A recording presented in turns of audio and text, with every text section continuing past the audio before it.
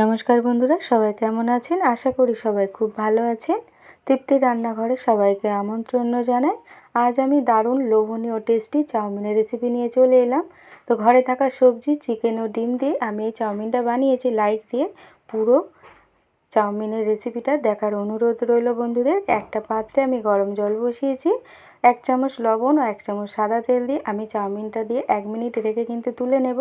Chowmein কিন্তু বেশি সিদ্ধ করার দরকার নেই, তো তাহলে ঝরঝরে থাকবে না, খেতেও ভালো লাগবে না।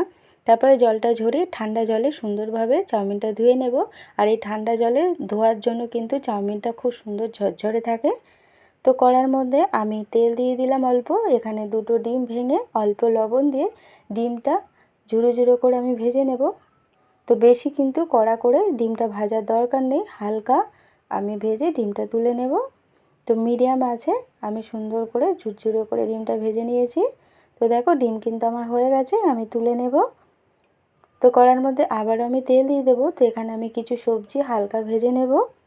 তো দেখো লম্বা করে কেটে রাখা গাজর, আর এখানে দিয়ে দেব অল্প বাঁধাকপি গাজর হালকা নাড়াচাড়া করার পরে এখানে আমি অ্যাড করে দেব ক্যাপসিকাম।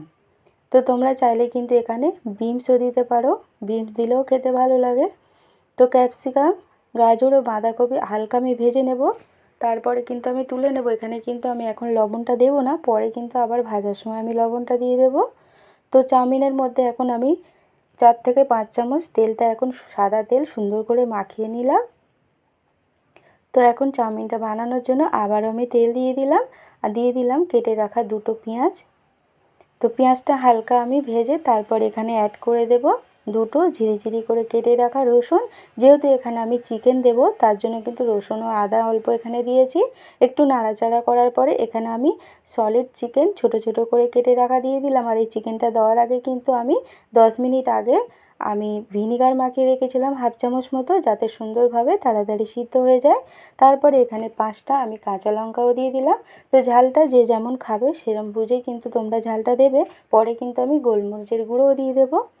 তো দেখো চিকেনটা আর পেঁয়াজের সাথে খুব সুন্দরভাবে 2-3 মিনিট আমি হালকা ভেজে নেব, যাতে চিকেনটা ভালোভাবে সিদ্ধ হয়ে যায়। তারপরে সবজিটা আমি দিয়ে দেব 2 মিনিট পরে। তো সবজি, চিকেন, পেঁয়াজ আরও আমি 3 মিনিট ভেজে নেব। টোটাল কিন্তু আমি চিকেনটা দেওয়ার পরে 5 মিনিট মতো ভেজে নেব, তাতে আমার চিকেনটা খুব ভালোভাবে সিদ্ধ হয়ে যাবে। তো অল্প লবণ দিয়ে আমি ভেজে নেব। আর যেহেতু এখানে আমি চিকেনের মধ্যে ভিনিগার মাখিয়ে রেখেছিলাম তার জন্য কিন্তু চিকেনটা খুব তাড়াতাড়ি সিদ্ধ হয়ে গেছিলো। তো দেখো 5 মিনিট মতো নাড়াচাড়া করার পরে এখানে আমি ডিমটাও অ্যাড করে দিলাম। আর এখানে একটা সস আমি রেডি করে রেখেছি, 2 চামচ টমেটো সস, 1 চামচ সোয়া সস আর 1 চামচ ভিনিগার অল্প জল দিয়ে আমি গুলে রেখে দিয়েছিলাম। তো সসটা এখন আমি দিয়ে দিলাম, দিয়ে সুন্দরভাবে সবজির মধ্যে মাখিয়ে নেব সসটা। তারপরে এখানে আমি চাউমিনটা দিয়ে দেব। তো চাউমিনটা দেওয়ার পরে হালকা হাতে কিন্তু খুন্তি দিয়ে আমি উল্টে পাল্টে সস ও সবজি সুন্দরভাবে চাউমিনের মধ্যে মাখিয়ে নেব। তোমরা কিন্তু এখানে আর একটা চামচ কিংবা খুন্তির সাহায্যেও চাউমিনটা রেডি করে নিতে পারো।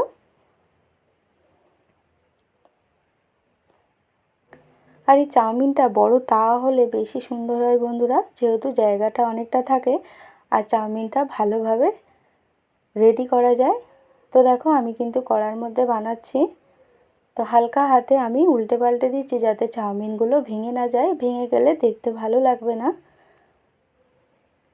তো সবজি আর চাউমিন আমি আবারও সুন্দর করে 3 থেকে 4 মিনিট আমি মিডিয়াম আঁচে সুন্দর করে রেডি করে নেব।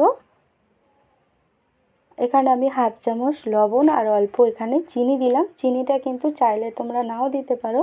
তো অল্প চিনি দিলাম টেস্টের জন্য, একদম অল্প দিয়েছি চিনিটা। দিয়ে লবণ ও চিনি খুব সুন্দরভাবে মাখিয়ে নিয়েছি। তারপরে এখানে আমি অ্যাড করব গোলমরিচের গুঁড়ো। গোলমরিচের গুঁড়োটা দিয়ে সুন্দরভাবে চাউমিনের মধ্যে মাখিয়ে আমি নামিয়ে নেব। তারপরে তোমাদের পরিবেশন করে দেখাবো বন্ধুরা। আর এই চাউমিনের রেসিপি আমি আগেও ছেড়েছি, কিন্তু সেটা ময়দা দিয়ে বোতলের সাহায্যে আমি ঘরে বানিয়েছিলাম। তো তোমরা দেখতে চাইলে আমার ভিডিওতে কিন্তু ছাড়া আছে আমার চ্যানেলে, দেখে নিও। তো কেমন হয়েছে বন্ধুরা, লোভনীয় না? টেস্টও হয়েছিল অসাধারণ। আমার এই ভিডিওটা যদি ভালো লাগে বন্ধুদের লাইক, কমেন্ট, শেয়ার করে দিও। ইউটিউবের নতুন বন্ধুরা সাবস্ক্রাইব করে পাশে থেকো। আর কেমন হয়েছে কমেন্টে অবশ্যই জানাবে। আজকের মতো টাটা, সবাই খুব ভালো থাকবেন।